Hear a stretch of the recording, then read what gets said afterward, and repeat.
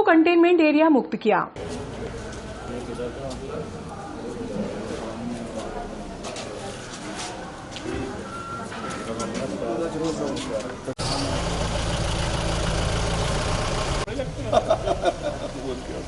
विद्यानगर में नोएडा से आए युवक के कोरोना पॉजिटिव आने के बाद प्रशासन ने क्षेत्र को 17 जून को कंटेनमेंट एरिया घोषित कर दिया था।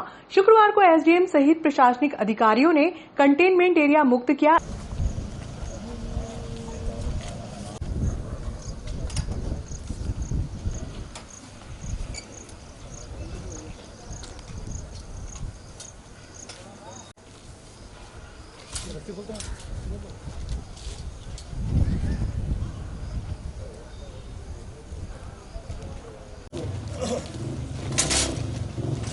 निकाल लो इसको हटा दो, बिल्कुल साइड में कर दो।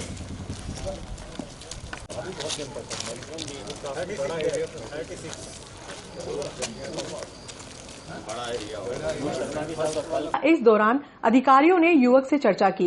इस दौरान युवक ने स्वयं को पहले से बेहतर बताया। पहले प्रॉब्लम जो थी वो जब रिपोर्ट आई मेरी तब तक प्रॉब्लम खत्म हो गई थी, बट वहाँ पे ऐसा प्रोटोकॉल भेजा गया, वहाँ पे भी सारी सुविधाएं सही थी और प्रॉब्लम नहीं थी। 28 तारीख को मैं आ गया अपने घर पे और अब बिल्कुल स्वस्थ हूँ, कोई प्रॉब्लम नहीं है। मेरे परिवार वाले भी सब स्वस्थ हैं, आसपास वाले भी काफ़ी स्वस्थ हैं, किसी को कोई प्रॉब्लम नहीं है, सही है। काफ़ी सारी प्रशासन द्वारा जो कार्रवाई की उस संबंध में आपका क्या कहना है? प्रशासन द्वारा मतलब एप्रिशिएटेबल है और मतलब अनएक्सपेक्टेड है कि बहुत अच्छे तरीके से चीज़ों को मॉनिटर किया जा रहा है। प्रशासन के भी काफ़ी सारे लोग कई बार विजिट कर चुके हैं। जैसे मुझे बताया गया, मेरे संज्ञान में आया था जब मैं हॉस्पिटलाइज था, ड्यूरिंग दैट पीरियड मुझे पता पड़ा कि एसडीएम साहब भी और थाना इंचार्ज और मेडिकल टीम है वो सारी कई बार उन्होंने विजिट किया। जैसे अभी भी आप देख रहे हैं काफ़ी सारे लोग आए हैं और चीज़ें हैं। तो प्रशासन द्वारा ये बड़ा अच्छा है कि इन चीज़ों को काफ़ी मॉनिटर किया जा रहा है और सही तरह से एक्शन लिया जा रहा है ऑन द टाइम। तो सही चीज़ें हैं और अच्छा लगा। मतलब जो मैं बाकी चीज़ें देखता हूँ, क्योंकि मैं यहाँ पे कम रहता हूँ, बाहर रहता हूँ, तो मैंने चीज़ें देखी हैं और जो कंपेयर किया है वो काफ़ी सही है। मतलब हमारे यहाँ पर कई सारी चीज़ें बड़ी डीपली मॉनिटर की जा रही हैं। ऐसा नहीं कि एक बार होने के बाद उसे ढील दे दिया जा रहा है। चीज़ें सही हैं, काफ़ी सही स्तर पे। जैसे कैमरा, सीसीटीवी फुटेज हैं, कंटेनमेंट बनाने के लिए आसपास हमारे जो पुलिसकर्मी हैं बिठाए गए हैं। अच्छी चीज़ें मतलब ओवरऑल बढ़िया है। संक्रमित होने के बाद भी आपने अपने जागरूकता का परिचय दिया और सरकारी अस्पताल पहुंचे थे, इस विषय में आपका क्या कहना है? नहीं, देखिए जैसे कि हमारे प्रधानमंत्री भी और काफ़ी सारे लोग भी और आगे चल के बता रहे हैं और हमारे प्रधानमंत्री भी बोल रहे हैं बार बार कि ऐसे कोई डरने की ज़रूरत नहीं है। क्योंकि हम अगर कहीं भी फ़ोन लगाते तो हमारे पास फ़ोन पर भी ये मैसेज आता है कि बीमारी से लड़ना है, बीमार से नहीं।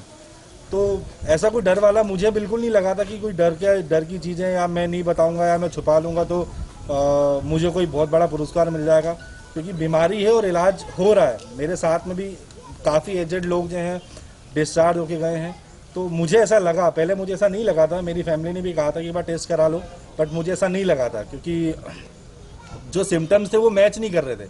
पहले मैंने हेल्पलाइन पे फ़ोन ला के पूछा कि क्या सिम्टम्स है, तो उन्होंने कहा कि ये जो सिम्टम्स नॉर्मली है, गले में कफ, बुखार, ये सारी चीज़ें हैं, तो वो सिम्टम्स मैच नहीं हो रहे थे। मुझे ऐसा लग रहा था टाइफाइड है मुझे। बट जब मैंने जो होम मिनिस्ट्री और जो हेल्थ मिनिस्ट्री की गाइडलाइंस हैं वो गाइडलाइंस मैंने पढ़ी, तो मुझे उसमें सिम्टम्स लगे कि टेस्ट नहीं आना, स्मेल नहीं आना भी एक सिम्टम्स है कोरोना का। तो मैंने इंस्टेंट सीएम हेल्पलाइन पे कॉल करा और मैंने कहा कि मुझे ये सिम्टम्स हैं, एक बार आप चेकअप करवा लो मेरी गुड टोनों के लिए कि मुझे कोई प्रॉब्लम तो नहीं है। फिर जैसे मैं सिविल हॉस्पिटल विजिट करा 14 को, 15 को वहाँ से डॉक्टर्स की टीम ने मुझे बुलाया और टेस्ट कराया। 17 को उसका रिजल्ट आया, पर अनफॉर्चुनेटली मेरा पॉजिटिव निकला। पर जब तक मुझे जो प्रॉब्लम थी, जो टेस्ट नहीं आ रहा था, स्मेल नहीं आ रहा था, वो उस समय तक 17 तक ख़त्म हो चुका था। फिजिकली मैं फिट था, जैसे अभी मैं हूँ वैसे ही था। तो लेकिन पॉजिटिव आया तो उस पर प्रोटोकॉल चीज़ें करनी थी, वो मुझे कोई प्रॉब्लम भी नहीं थी, मेरी फैमिली को भी कोई प्रॉब्लम नहीं थी। बट मैंने तो ये with in the time period ये ऑब्जर्व किया कि लोग बहुत ज़्यादा घबराए हुए हैं इससे। लोग मतलब एक प्रकार से सब बाइकाट कर देते हैं उस फैमिली को कि अरे अब ये फैमिली संक्रमित है और इससे दूर ही रहो, मतलब इससे बोलना भी नहीं। तो ये मेरा ऑब्जर्वेशन था with in the time period. तो मेरे हिसाब से ये चीज़ नहीं होनी चाहिए, क्योंकि अगर किसी के साथ, क्योंकि किसी के साथ भी हो सकता है, ये कोई बचा नहीं सकता, ऐसा तो है नहीं दिखता है तो हम उससे पीछे हट सकते हैं, किसी के साथ भी हो सकता है। लेकिन फैमिली के साथ ऐसा दुर्व्यवहार करना मेरे हिसाब से वो गलत है। ठीक। बाकी विद्यानगर के एक विशेष हिस्से को शुक्रवार की दोपहर एसडीएम पुरुषोत्तम कुमार ने कंटेनमेंट एरिया मुक्त होने की घोषणा की। इस दौरान सीएसपी मनोज रत्नाकर, तहसीलदार विनोद शर्मा, बिलाग्राम टीआई हेमंत सिंह जादौन आदि मौजूद थे। एसडीएम कुमार ने कहा कि कंटेनमेंट समयावधि के दौरान क्षेत्रवासियों ने प्रशासन को अच्छा सहयोग किया। अब भविष्य में भी क्षेत्रवासियों को सोशल डिस्टेंसिंग का पालन करना होगा। ये विद्यानगर क्षेत्र में जो है 18 जून को जो कंटेनमेंट जोन घोषित किया गया था, अभी सारी रिपोर्ट्स आ चुकी हैं और कोई भी अब यहाँ पे वर्तमान में पॉजिटिव नहीं है और सभी स्वस्थ हैं। इसलिए आज जो है इस कंटेनमेंट जोन से इसको जो है अलग किया गया। सर, गुरु गोकुलधाम में भी एक पॉजिटिव आदमी मिला था। ये रात में कंटेनमेंट जोन बनाया गया है, वहाँ भी एक पॉजिटिव मरीज मिला है, तो वहाँ भी कंटेनमेंट जोन बना दिया गया है, सारी व्यवस्थाएँ लगा दी गई हैं। तो सर, वो कंटेनमेंट जोन कितने दिनों का रहेगा? देखिए, ये डिपेंड्स, हम लोग उसको फॉलोअप लगातार लेते हैं। मेडिकल टीम RRT MMU जो है लगातार फॉलोअप लेती है। अब ये निर्भर करता है कि इस दौरान कोई किसी के अंदर लक्षण डेवलप हो जाए और सामने आ जाए तो फिर उसका टाइम स्पैन आगे और बढ़ जाता है। यदि नहीं आए तो नॉर्मली तो 14 दिन के अंदर वो भी मुक्त हो सकता है, अगर सारी रिपोर्ट्स नेगेटिव हो जाएं और कोई वहाँ पे नई चीज़ कोई सामने ना आए तो 14 दिन के अंदर मुक्त किया जाएगा। ये जैसा बताया, विद्यानगर में आज कंटेनमेंट एरिया जो था वो मुक्त हुआ है और जो हमारे डिसीज थे विनीत गुप्ता जी, उनके भी आपने अभी स्टेटमेंट बाइट ली है, तो उन्होंने भी हम लोगों के बारे में क्या बोले, उन्होंने ही प्रशासन और पुलिस कोई भी हो, रेवेन्यू हो, हेल्थ हो, कोई भी हो, सबके बारे में उन्होंने एक्सप्लेन करा है। मेरा थोड़ा सा आप लोगों के चैनल के माध्यम से विनीत गुप्ता जी से नहीं, सब लोगों से कहना ये है कि एक लाइन सुनी थी कि वो उस फैमिली को अवॉइड कर देते हैं, बिल्कुल बात ही नहीं करना, तो उसको हमको इस वे में नहीं लेना है क्योंकि हमको अवॉइड कर दिया गया है। सोशल डिस्टेंस इसका मोटिव रखा गया है डिसीज़ को, उसको प्रिकॉशन के लिए। तो हमारे आदमी सब यहाँ पे लगे हुए हैं, उन्होंने जैसे बताया कि सब कुछ सुविधा थी, तो हमको थोड़ा सा अपना सोच में ये लाना पड़ेगा कि सोशल डिस्टेंस उसमें परिवार में, चूँकि उस परिवार में वो आदमी रहते हैं जो पॉजिटिव आ जाते हैं, मंशा इंटेंशन सबकी उनको हर तरह से मदद करने की है और जैसा कि उन्होंने बताया अप्रिशिएट भी किया है। तो बस मेरा सब लोगों से यही कहना है कि उसको इस वे में ना लें, उसको इस वे में लें कि सोशल डिस्टेंस से इस डिसीज़ को दूर रखा जा सकता है। बाकी सब बढ़िया, ठीक है। पॉजिटिव गुप्ता के आने पर अपन ने कंटेनमेंट एरिया एचएम साहब के आदेश से बनाया। विनीत गुप्ता जी आज स्वस्थ होकर आ गए और आज एचएम साहब के आदेश से विद्यानगर कंटेनमेंट एरिया से मुक्त किया गया है। और हमारा आज भी चैनल के माध्यम से सभी से ये कहना है कि डिस्टेंस का पालन रखें, सब लोग मास्क लगा कर रखें, सुरक्षित रहें, सैनिटाइजर का उपयोग करें। नगर के लोगों से मेरा बार बार यही निवेदन है। बहुत बहुत धन्यवाद विनीत जी गुप्ता को, जो उन्होंने अपनों को आज आप सभी का सहयोग के लिए उनको उन्होंने बोला। धन्यवाद।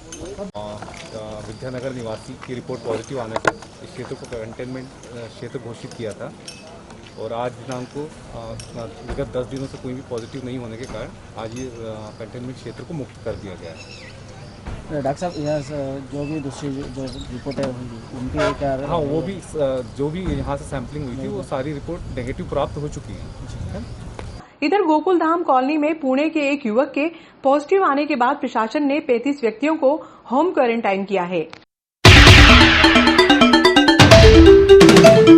शिक्षकों ने किल कोरोना अभियान से बनाई दूरियां। किल कोरोना अभियान के अंतर्गत सर्वे के लिए प्रशासन ने शिक्षक, ANM व आंगनवाड़ी कार्यकर्ताओं को शामिल कर टीम गठित की है। अभियान को शुरू हुए 3 दिन हो गए, लेकिन शिक्षकों द्वारा अभियान में सहयोग न करने का आरोप आंगनवाड़ी कार्यकर्ता सरोज सेन द्वारा लगाया गया। सेन का कहना है कि जिन शिक्षकों की ड्यूटी अभियान में लगाई गई है उनमें से अधिकांश के मोबाइल बंद है या फिर कुछ शिक्षकों ने मेडिकल अवकाश ले लिया, जिसके कारण आंगनवाड़ी कार्यकर्ताओं को मशक्कत करनी पड़ रही है। अभियान चल रहा है, ऐसे में कुछ शिक्षक अपने दायित्व से पीछे हट रहे हैं, क्या कहना है इस संबंध में आपका? जी हाँ सर, 1 जुलाई से ये किल कोरोना अभियान चल रहा है, जिसमें आंगनवाड़ी कार्यकर्ता और शिक्षक दोनों को मिला के दल बनाए गए हैं। लेकिन आज 3 जुलाई तक अभियान के 3 दिन पूरे होने तक कई शिक्षक लोग अनुपस्थित है, अपने दायित्व से मुंह मोड़ रहे, और कुछ शिक्षक तो ऐसे हैं कि मेडिकल सर्टिफिकेट का सहारा ले रहे। मामले को लेकर वरिष्ठ अधिकारी को शिकायत वगैरह आपने करी क्या? जी, मैंने इस मामले की शिकायत हमारा जो डेली अपडेट वाला ग्रुप है जिसमें सभी अधिकारी जुड़े, BEO है, हमारे CDPO है, सुपरवाइजर है, सभी को डेली कार्यकर्ता बोल रही है, शिकायत कर रही है सर लोग आए नहीं है सर, हम परेशान हो रहे हैं, लेकिन कोई प्रतिक्रिया नहीं दिखी। आज तीसरा दिन बीत जाने पर भी। मैडम आज तीसरा दिन गुजर चुका है, ऐसे में शिक्षक आपका सहयोग नहीं करे तो अगली स्टेप क्या रहेगी मैडम आपकी? अगर अगली स्टेप हमारी ये रहेगी, अगर शिक्षक लोग सहयोग नहीं करेंगे तो इसके हम आगे शिकायत करेंगे, जिला कलेक्टर तक जाएंगे, भोपाल तक जाएंगे। Thank you. दोपहर शाम दिन में 3-3 बार।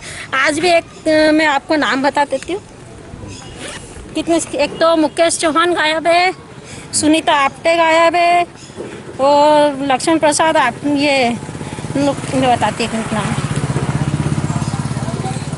एक तो सुनीता आप्टे मैडम अनुपस्थित है, मुकेश चौहान सर अनुपस्थित है और लक्ष्मण प्रसाद धाकड़ अनुपस्थित है। और भी कई टीचर हैं जिनको कई के तो फोन ही बंद करके बैठे हैं, कई तो कार्यकर्ता आगे चल के उनको संपर्क करने की कोशिश करिए, भाई आइए सर, ऐसे में हमको मोबाइल में। और जो आ रहे हैं कुछ गिने चुने टीचर, वो काम करने से कतरा रहे हैं, बोलते हम मोबाइल में नहीं करेंगे, हम पत्रक में नहीं करेंगे, हम सिर्फ आपके साथ घूमेंगे। सर ऐसे कैसे अभियान होगा? Thank you. शहर की सफाई व्यवस्था पूरी तरह ध्वस्त, नागरिक परेशान, कचरा संग्रहित करने वाली 10 में से 7 मैजिक वाहन खराब।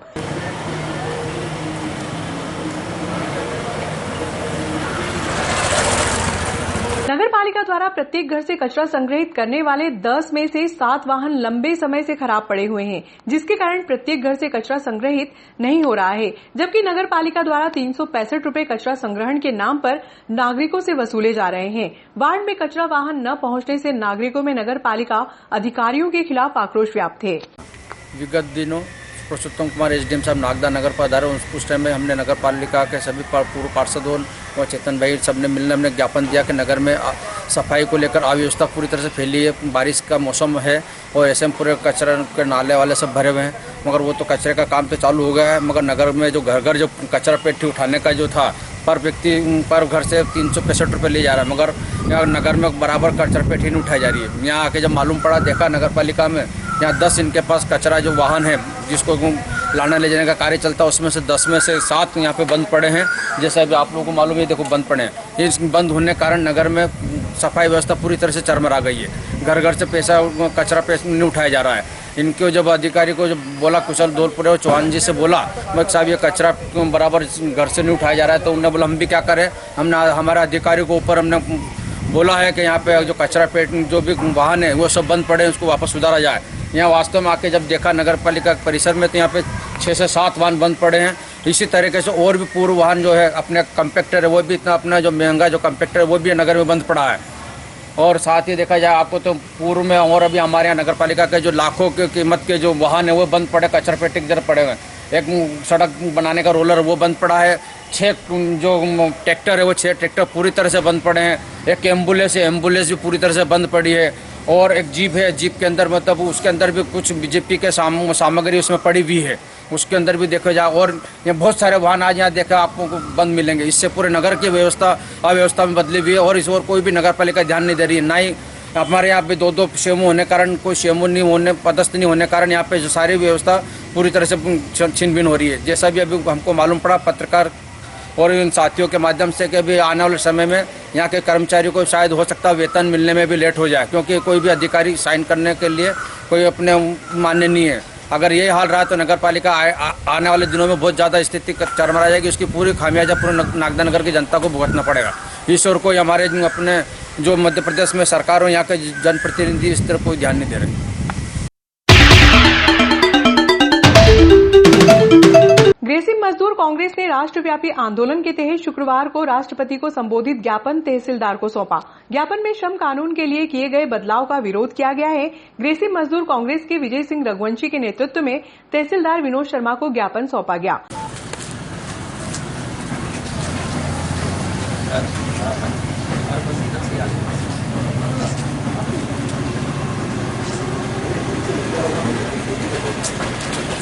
ज्ञापन में कोरोना संकट की आड़ में कॉरपोरेट्स की मांग पर उनके मुनाफों की वृद्धि के लिए श्रम कानूनों के किए गए सभी श्रमिक विरोधी संशोधन तुरंत प्रभाव से वापस लेने, प्रवासी श्रमिकों की घर वापसी के बाद उनके मुद्दों को हल करने सहित लगभग 15 सूत्रीय मांगों का ज्ञापन सौंपा गया।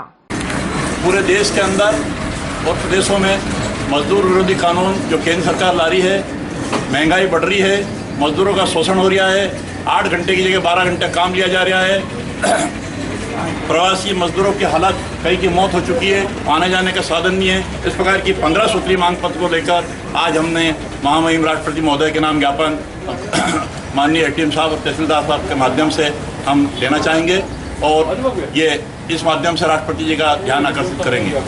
आज 3 जुलाई को नागदा के साथ पूरे देश के अंदर, देश और प्रदेशों में 10 राष्ट्रीय ट्रेड यूनियनों के द्वारा मोदी सरकार ने जो मजदूरों के ऊपर हमला किया है, इन्होंने श्रम कानूनों में बदलाव करके 8 घंटे की जगह 12 घंटे की ड्यूटी करना, पब्लिक सेक्टर को बेचकर प्राइवेट सेक्टर में देना, अनेक ऐसी चीज़ें हैं जो मेहनतकश मजदूरों का जीना दुभर हो गया है।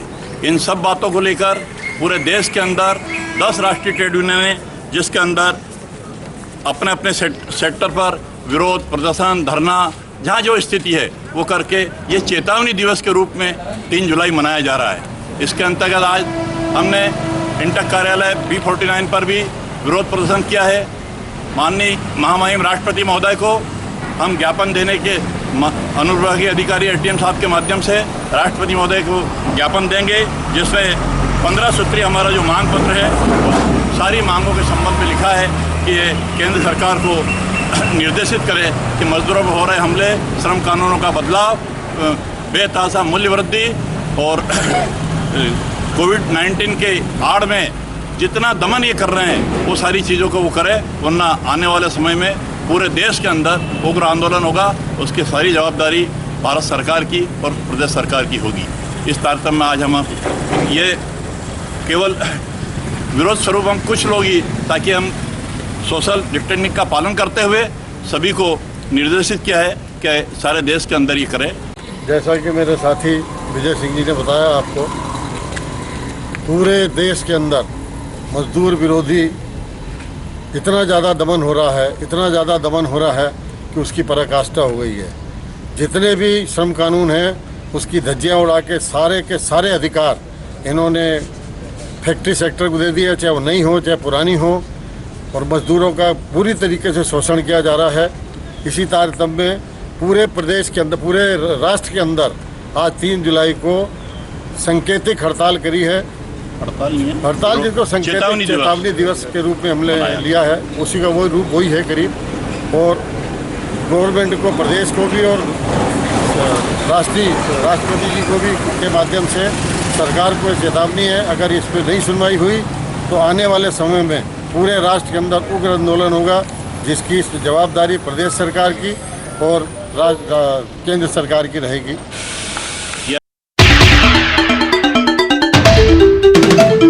भाजपा मंडल अध्यक्ष ने किया पलटवार। भाजपा मंडल अध्यक्ष पर मारपीट करने का आरोप लगाने के मामले में शुक्रवार को मंडल अध्यक्ष सीएम अतुल ने मामले का खुलासा किया, जिसमें अतुल ने कांग्रेस कार्यकर्ताओं पर गंभीर आरोप लगाए। पार्टी के कार्यकर्ता बंधु व आमजन आज भारतीय जनता पार्टी प्रदेश सरकार के 100 दिवस पूर्ण हो चुके हैं और ये 100 दिवस पूर्ण होने पर भारतीय जनता पार्टी का आह्वान था कि हम वर्चुअल रैली के माध्यम से प्रदेश के यशस्वी मुख्यमंत्री शिवराज सिंह जी चौहान, प्रदेश के हमारे यशस्वी अध्यक्ष आदरणीय विष्णु दत्त जी शर्मा और लोकप्रिय भाजपा नेता श्रीमंत ज्योतिरादित्य जी सिंधिया का उद्बोधन हम लोग सुने।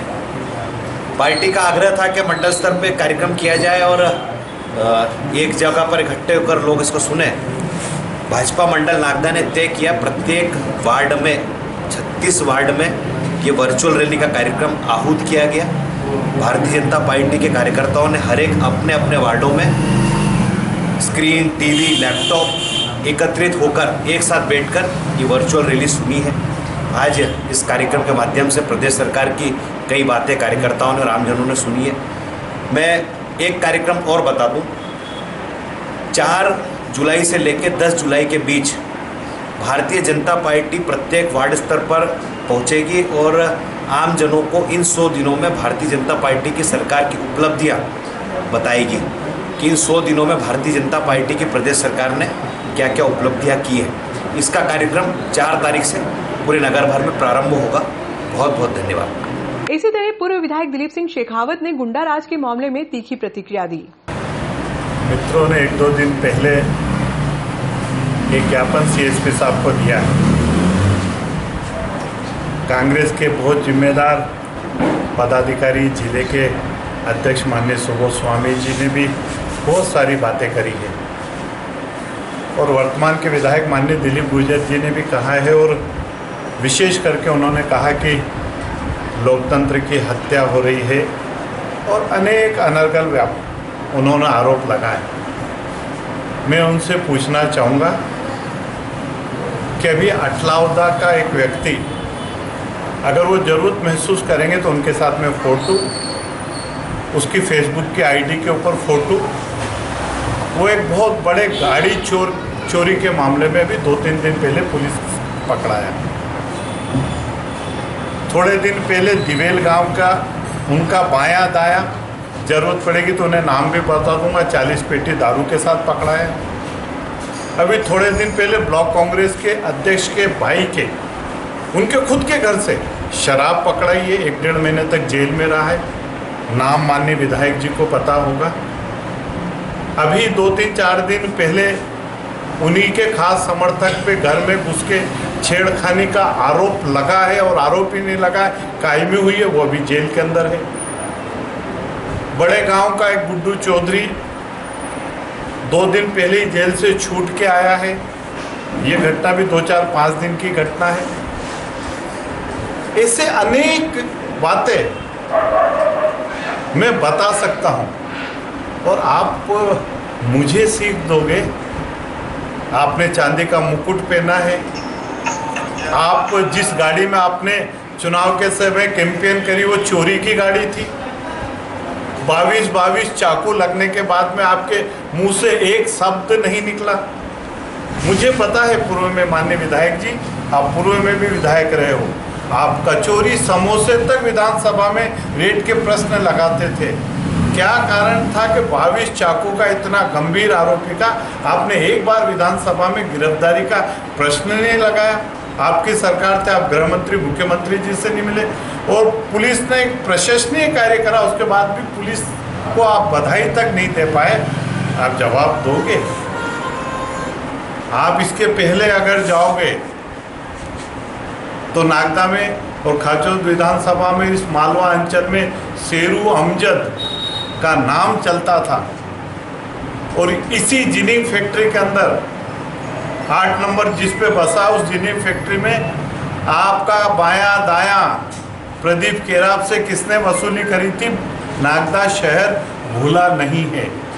और इसलिए मैं आपको बहुत विनम्रता से कहूँगा, आप बार बार मुझे मर्यादा सिखाने की कोशिश करते हो। आप भी मर्यादा सीखो, आपके लोगों को भी मर्यादा है। हाँ, दिलीप शेखावत ये कहता है कि जब सोशल मीडिया पे अगर कांग्रेस के मित्रों के परिवार के बारे में अगर कोई पोस्ट डालता है, मैं तुरंत उस पोस्ट को डिलीट भी कराता हूँ और हिदायत भी देता हूँ। लेकिन आपके लोग दिलीप शेखावत पे पोस्ट डाले, मुझे कोई आपत्ति नहीं। आप डाल रहे हो, लगातार डाल रहे हो, मैं विचलित भी नहीं होऊंगा। आप अतुल जी के व्यक्तिगत डालो, लेकिन अतुल जी के पिताजी पे या दिलीप शेखावत के पिताजी तक आप चले जाओगे तो अगर आप इसको मर्यादा मानते हो तो फिर मुझे कुछ नहीं कहना है। प्रधानमंत्री नरेंद्र मोदी की मंशानुसार लॉकडाउन के कारण प्रभावित हितग्राहियों को आत्मनिर्भर बनाने के उद्देश्य से स्वहित योजना लागू की गई है, जिसके तहत सड़क पर घूमकर व्यापार व्यवसाय करने वालों को 10,000 रुपए तक का ऋण उपलब्ध कराया जाएगा। इसको लेकर एसडीएम पुरुषोत्तम कुमार ने गुरुवार को सर्किट हाउस पर शहर के शासकीय और प्राइवेट बैंक के प्रबंधक व मैनेजर्स की बैठक आहूत की। एसडीएम कुमार ने बैठक में स्पष्ट कर दिया कि स्ट्रीट वेंडर्स की सूची संबंधित बैंक में पहुंचा दी गई है। शुक्रवार को योजना का शुभारंभ होगा, जिसके तहत प्रत्येक बैंक से अपील की गई है सूचीबद्ध हितग्राहियों में से अधिकांश को योजना का लाभ मिले। बैंक प्रबंधक व मैनेजर ने भी एसडीएम को योजना के हितग्राहियों का लाभ दिलाने की बात कही। शहर के बैंक प्रबंधकों की बैठक आहूत की गई, सर क्या मामला है सर? ये प्रधानमंत्री स्वनिधि योजना जो है आज से लॉन्च हुई है। इसके लिए जो है टारगेट सभी बैंकों को दे रखे हैं और इसी के संबंध में आज सभी बैंकर्स को बुलाया था, उनकी मीटिंग ली, उनको अवगत कराया। कुछ ऑफलाइन फाइलें भी कुछ बैंक्स में भेजी जा चुकी हैं तो वही उनसे आग्रह किया कि यदि आप कल कुछ इसमें स्वीकृति दे पाएँ तो वो पोर्टल पे दिखने लगेंगी। इस योजना में स्ट्रीट वेंडर्स को जो है 10,000 रुपये का लोन फाइनेंस होना है, जिसमें इंटरेस्ट सब्सिडी जो है 7% सेंट्रल गवर्नमेंट की ओर से है और 5% स्टेट गवर्नमेंट की ओर से है। इसी योजना के संबंध में उनसे चर्चा की। Thank you.